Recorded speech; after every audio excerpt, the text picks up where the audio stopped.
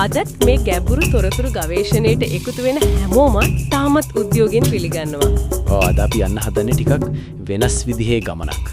ඇත්තටම සාමාන්‍ය ගවේෂණයකට එහා ගිය අద్భుත රහස්, පුරාණ ජනප්‍රවාද සහ හිතා ගන්නවත් බැරි තරම් අපූර්ව පරිසර පද්ධතියක් එකට කැටිවුණු තැනකට තමයි අපි අද යන්නේ. ඒ කියන්නේ ශ්‍රී ලංකාවේ උතුරු මැද පළාතේ වියලි කලාපේ හරි මැද තියෙන රිටිගලට. හරියටම හරි. අපි මේ සඳහා මූලාශ්‍රය ගොඩක් පදනම් කරගෙන තියෙනවා. පුරාවිද්‍යා වාර්තා, ඓතිහාසික ග්‍රන්ථ, පරිසරවේදීන්ගේ පර්යවේක්ෂණ වගේම අර පරම්පරාවෙන් පරම්පරාවට ආපු ජනප්‍රවාදත් මේකට ඇතුළත්. අපි ප්‍රධාන අරමුණ වෙන්නේ මේ තොරතුරු ගොඩක් මැද අතරමං වෙන්නේ නැතුව මේ භූමියේ තියෙන ඓතිහාසික, පාරිසරික සහ වාස්තු විද්‍යාත්මක වැදගත්කම ඊටාම පැහැදිලිව අල්ලගන්න එක. හරි. අපි මේක ටිකක් දිගහැරලා බලමු. මේ ගවේෂණයේ ආරම්භයේදීම කියන්න ඕන කාරණයක් තියෙනවා. රිටිගල කියන්නේ හුදෙක් කන්දක් හරි අර කැලෑවට යට වුණු නටබුන් බඩක් හරි විතරක් නෙවෙයි. ඒක ඇත්ත. ඒක සෝබාධර්මය සහ මිනිස් ආධ්‍යාත්මය අතර ඇතිහුණු ඉතාමත් අපූරු ඒ වගේම ගැඹුරු සංකලනයක්. භූගෝලීය වශයෙන් බැලුවොත් රිටිගල කඳුවැටිය මුහුදු මට්ටමේ ඉඳලා අඩි 2513ක් විතර උසයි. උතුරු තැනිතලාවේ තියෙන උසම ස්ථානයත් මේකයි. ඒ කියන්නේ මීටර් වලින් නම් 766ක් විතර. ඔව්. වටේටම තියෙන්නේ මියගියෙන් වේලිලා ගිය කාෂ්ඨික වියලි කලාපයනේ. හැබැයි කන්ද මුදුන්ට නගින්න පරිසරය සම්පූර්ණයෙන්ම වෙනස් වෙනවා. ඒකනේ පුදුමාකාර වෙනසක් තියෙන්නේ. කන්ද මුදුනට ගියාම නිතරම මීදුමෙන් වෙසුණු තෙත් දේශගුණියක් තමයි තියෙන්නේ. වෙනමම ලෝකයක් වගේ. මෙතන තියෙන වඩාත් සිත් ගන්නාසුළු කාරණය තමයි මේ භූමියට ආවේනික වුණු පාරිසරික වැදගත්කම. ඔව්. ඒ ගැන මූලාශ්‍රවල ගොඩක් විස්තර තියෙනවා. 1941 දී මෙහි අතිවිශාල භූමි ප්‍රමාණයක්, ඒ කියන්නේ හෙක්ටයාර 1528ක් දැඩි ස්වභාවික රක්ෂිතයක් විදිහට නම් කරලා තියෙනවා. ඒ කියන්නේ මිනිස්සුන්ට කිසිම බාධාවක් කරන්න බැරි කලාපයක්. හරියටම. කන්දේ පහළේ ඉඳන් ඉහළට යද්දී ප්‍රධාන ශාක ප්‍රජාවන් 5ක් අපිට හමු වෙනවා. පහළ තියෙන වියලි මිශ්‍ර සදාහරිත වනාන්තර, ඊට පස්සේ බාධා වූ වනාන්තර, ගල්තලාව ආශ්‍රිත ශාක, පඳුරු සහ මුදුනේ තියෙන කුරු වනාන්තර. පරිසරය හරිම විවිධත්වයෙන් අනුුණයි. මූලාශ්‍රවල තියෙන විදිහට මේ තරම් වෙනස් දේශගුණයක් ලැබෙන්න ප්‍රධානම හේතුව ඊසාන දිග මෝසම් සුළඟ.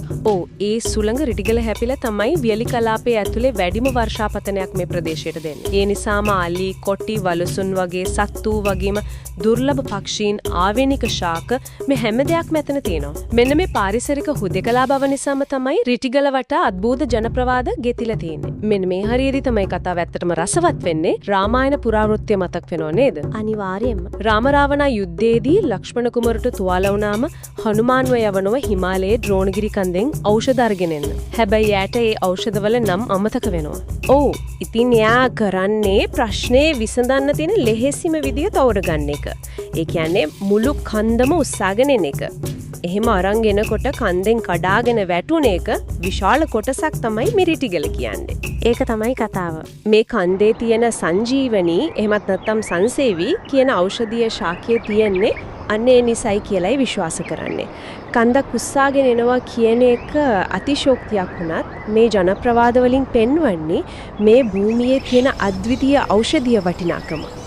ඒක ඇත්ත. ඓතිහාසික සම්බන්ධයක් ගොඩක් ප්‍රබලයි. පණ්ඩුකාබෑ රජතුමා තමන්ගේ මාමවරුන් 8 දිනාට එරෙහිව සටන් කරන්න කලින් තමන්ගේ සේනාවේ සංවිධානය කළේ මේ රිටිගල කන්දේ ඉඳගෙන. එතනදී යක්ෂ ගෝත්‍රිකයන්ගේ සහාය ලැබුණා කියලත් පැහැදිලිව සඳහන් වෙනවා. ඒ වගේම තවත් ඇඟ කිලිපොලා යන කතාවක් තියෙනවා. දුටුගැමුණු රජතුමාගේ යෝධයෙක් වුණු ගෝඨයිම්බර සහ රිටිගල ජයසේන අතර ඇති වුණු ද්වන්ද සටන. අර හිස සිදී ගිය කතාව නේද? ඔව්. සටනින් ජයසේනාගේ හිස කැපිලා විසි වෙලා ගියාම කඩිමුඩියේ ගෙනාපු වලස් හිසක් ආපස්සට හරවලා සවි කරා කියනවනේ. එතනින් තමයි මහසෝනා කියන බිහිසුණු යක්ෂයා බිහි වුණා කියන්නේ. අදටත් මිනිස්සු මහසෝනාට බයයිනේ. මේ ජනප්‍රවාද හුදෙක් කතන්දර පමණක් නෙවෙයි, ආදිකාලීන යක්ෂ ගෝත්‍රික ජනාවාස මේ ප්‍රදේශයේ කොතරම් බලවත්ව තිබුණාද කියන එක මේවයින් පේනවා. ඒ කියන්නේ මේවයින් සමාජයට යම් පණිවිඩයක් දුන්නා. අනිවාර්යයෙන්ම. අනික මේ වගේ බිහිසුණු සංකල්ප මගින් මේ දුර්ලභ ඖෂධ තියෙන කැලෑවට මිනිස්සුන්ගෙන් හානි වෙන එක වළක්වන්නත් ඇති. කොමොනත් දේවානම්පියතිස්ස රජුගේ සමයේදී මහින්දාගමනයත් එක්ක මේ යුදමය සහ යක්ෂ ගෝත්‍රික පසුබිම වෙනස් වෙනවා. ලොකු ආධ්‍යාත්මික පරිවර්තනයක් සිද්ධ වෙනවා. රජුගේ බෑණනුවන් වුණු අරිට්ඨ කුමරු පැවිදි වෙලා මහරහතන් වහන්සේ නමක් විදියට වැඩ හිටියෙත් මේ රිටිගල කන්දමයි. ඒ නිසා අරිට්ට පබ්බත කියන නමත් මේකට ලැබෙනවා. ඊට පස්සේ ක්‍රිස්තු වර්ෂ 9 වැනි සියවසේදී පළමුවන සේන රජතුමා මේ කැලෑව මැද අතිවිශාල ආරාම සංකීර්ණයක් ඉදි කරනවා. හැබැයි ඒක අනුරාධපුරයේ හිටිය සාමාන්‍ය භික්ෂුන් වහන්සේලාට නෙවෙයි නේද? නෑ. ඒක හැදුවේ පාංශුකූලික භික්ෂූන් වහන්සේලාට අතිශයින්ම සරල ජීවිතයක් ගත කළ පිරිසක් තමයි මේ අය. ඒ භික්ෂූන්ගේ එකම අරමුණ උනේ නිස්කලංක පරිසරයක භාවනාවට පමණක් මුල් තැන දීම. ඉතින් මේ හැම දෙයකින්ම අදහස් වෙන්නේ මොකක්ද? අපි අද රිටිගලට ගියොත් අපිට පේනවා වෙන පන්සල්වල තියෙන දේවල් මෙතන නැහැ. ඒ කිව්වේ බෝධිගර චෛත්‍ය, මල්ලාසන, ඒවත් නැත්තම් බුදු පිළිම මුකුත්ම මෙතන දකින්න නැහැ. ඒකට හේතුව තමයි මේ පාංශුකූලික භික්ෂූන් වහන්සේලා සාම්ප්‍රදායික ආගමික වතාවත් පුද පූජා පැවැත්වීම සම්පූර්ණයෙන්ම ප්‍රතික්ෂේප කරපු එක. ඒගොල්ලෝ විශ්වාස කළේ සැබෑ විමුක්තිය තියෙන්නේ භාවනාව තුලින් කියලා. අනිවාර්යයෙන්ම. ඒ නිසා මේ භූමියේ ගෘහ නිර්මාණ ශිල්පය වෙනස්ම හැඩයක් ගන්නවා. කිසිම අනවශ්‍ය අලංකරණයක් එතන නැහැ. උදාහරණයක් විදිහට ඇතුළු වනකොටම තියෙන බන්දා පොකුණකට බලමු. ඒක නිකම්ම පොකුණක් නෙමෙයිනේ. ඔව්. ඒක දවන්ත ජලාශයක්. අඩි 1000 දුස්සිරික ප්‍රමාණයක් තියෙන ගැලුම් මිලියන 2ක ජලධාරිතාවයක් රැඳවිය හැකි තැනක්. වටේටම ඉතාමත් ක්‍රමානුකූලව ගලින් බැඳි පඩිපෙළවල් තියෙනවා. මේක ආරාමයට ඇතුළු වෙන්න කරින් වන්දනාකරුවන්ගේ චාරිත්‍රානුකූල ස්නානය සඳහා හරි මුළු ආරාමයටම ජල සම්පාදනය සඳහා හරි පාවිච්චි වෙන්න ඇති. මේ පොකුණෙන් උඩට යනකොට තමයි ගිමන්හල සහ පෙත්මග හමු වෙන්නේ. මේ පෙත්මග කියන්නේ මීටර 1.5ක් පළල විශාල ගල් පුවරු වලින් මනාව සම්බන්ධ කරලා හදපු ගල් අතුල මාර්ගයක්. මේ මාර්ගය අතරමඟ තියෙන වෘත්තාකාර විවේක ස්ථාන මාරයි නේද? ඔව්, රවුම් හෙඩති ගල් තලාවන්. එන අයව පිළිගන්න සහ ගිමන් නිවා ගන්න තමයි ඒවා පාවිච්චි කරලා තියෙන්නේ.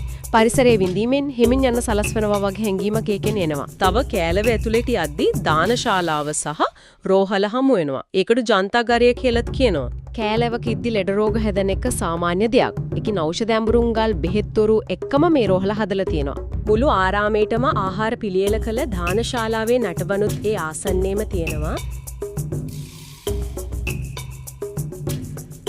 ඊට පස්සේ කැලෑව ඇතුළටම වෙන්න භාවනා කරන ස්ථාන විදිහට හදපු පදානගර දකින්න පුළුවන්. මේවා හරිම සුවිශේෂී ද්විත්ව වේදිකා. විශාල ගල් වේදිකා දෙකක් ගල් පාලමකින් සම්බන්ධ කරලා තියෙනවා. එක වේදිකාවක් භාවනා කුටි සඳහාත් අනෙක විවෘත සාමූහික අවකාශයක් විදිහටත් පාවිච්චි කරලා තියෙනවා. මෑතකදී මල්වතු ඔය ආරම්භ වෙන තැනින් හොයාගත්තු පැරණි ගල් පාලමත් මේකට සම්බන්ධයි. මේ ගොඩනැගිලි අතරේ තවත් සුවිශේෂී තැනක් තමයි පුස්තකාලය. වනසතුන්ගෙන් සහ තෙතමනයෙන් ආරක්ෂා වෙන්න විශාල ගල් පර්වතයක් උඩ තමයි මේක හදලා තියෙන්නේ. අවශ්‍යතාවයට පමණක් ගැළපෙන විදිහට තමයි මේ ගල් කුට්ටි පවා සකස් කරලා තියෙන්නේ. හැබැයි මේ මුළු ආරාම සංකීර්ණය ගැනම කියවද්දි මට ආපු ලොකුම පුදුමය මේකයි. ඒ මොකද්ද? මේ අති විශාල ගල් ගොඩනැගිලි වල කිසිම තැනක මල්කමක්, ලියකමක්, කැටයමක් නැහැ. හැබැයි මුළු සංකීර්ණයේම එකම එක තැනක විතරක් අලංකාර කැටයම් තියෙනවා. අර කැසකිලි ගල එහෙම නැත්නම් වැසිකිලිය නේද? ඔව්. භාවනාවට මුල් තැන දුන් කිසිම අවංකාරයක් අගය නොකළ භික්ෂූන් ඉන්න තැනක වැසිකිලි ගලක් විතරක් මේ තරම් අලංකාරව කැටයම් කරලා තියෙන්නේ කොහොමද? මේක ලොකු පරස්පරයක් නේද? ඒක හරිම පුදුම සහගතයි තමයි. අපි මේක වඩාත් පුළුල් රාමුවකට සම්බන්ධ කළොත් අපිට තේරෙනවා ඒක හුදෙක් වැසිකිලියක් විතරක් නෙවෙයි කියලා. ඒ කියන්නේ ඒකෙන් යම් පණිවිඩයක් වෙනවා. හරියටම පංසුකුලික භික්ෂූන් වහන්සේලා වෙනත් ආරාමවල තිබුණු අතිශයෝක්තිමත් පුදු පූජා සහ භෞතික සම්පත් දැඩිසේ පිළිකුල් කළා. ඒ දැඩි ප්‍රතික්ෂේප කිරීම පෙන්වන්න තමයි ඒගොල්ලෝ අලංකාර කැටයම් කලාව වැසිකිලියට යොදාගත්තේ. ඒ කියන්නේ අර සුඛෝපභෝගී අලංකාරයන් සියල්ල තමන්ගේ පාදඩියට දැම්මා කියන අදහස. අනිවාර්යෙන්ම ඒක සමාජයට දුන්නු ඉතා ප්‍රබල සංකේතාත්මක පණිවිඩයක්. ඇත්තටම හිතාගන්න තමාරු තරම් ගැඹුරු ප්‍රකාශනයක් ඒක. අද අපි මේ කළ මුළු ගවේෂණයෙන්ම සාරාංශ කළොත් රිටිගල කියන්නේ හුදෙක් නටබුන් ගොඩක් නෙවෙයි. ඒක මිනිසා සහ සබාධර්මයේ අතර පැවති සියුම් සබනියාවේ සජීවී සාක්ෂියක්. ඒ වගේම ඓතිහාසික අරගල සහ ආධ්‍යාත්මික විමුක්තිය සොයා ගිය ගමනේ ජීවමාන සාක්ෂියක් විදිහටත් ගන්න පුළුවන්. වර්තමානයේ අපි ඉන්නේ අධි තොරතුරු සමාජයකනේ. අපේ අවධානය හැම තත්පරයකදම වෙනතකට යොමු වෙනවා. ඔව්. ඉතින් මේ අවධානය බිඳ දමන සියලු බාහිර අලංකාරයන් ඉවත් කරලා නිස්කලංක පරිසරයක හුදෙකලාව පුහුණු කළ රිටිගල භික්ෂූන්ගෙන් අපිට ගන්න පුළුවන් ආදර්ශය මොකක්ද කියන එක අපි කල්පනා කරලා බලන්න ඕන. ඇත්තටම ඒක අපේ එදිනෙදා ජීවිතවලටත් එකතු කරගන්න පුරුවන් ලොකු පණිවිඩයක්. ඒත් එක්කම මම අවසාන වශයෙන් මතු කරන්න කැමති ටිකක් වෙනස් විදිහේ කුතුහලයේ දනවන කාරණයක්. හරි. මොකක්ද ඒ කාරණේ? පාශුකූලික භික්ෂූන් වහන්සේලා සරල ජීවිතයක් ගත කරන්න සියලු සැප සම්පත් ප්‍රතික්ෂේප කළා කියන එක සත්‍යයක්. ඔව් අපි ඒක ගැන කතා කළා. නමුත් ටන් ගණම් බරති යෝධ ගල් කුට්ටි කපා උපමට්ටම් කරලා අතිශය නිවැරදි ජාමිතික හඩතලවලට අනුව මේ දැවැන්ත සරල ආරාම සංකීර්ණය කැලෑව මැද ඉදිකරන රජයේ අතිමහත් ධනයක් සහ දැවැන්ත ශ්‍රම බලකායක් වැය කරන්න ඇති නේද? ඔව් අනිවාර්යයෙන් මේක ලේසි වැඩක් නෙමෙයි.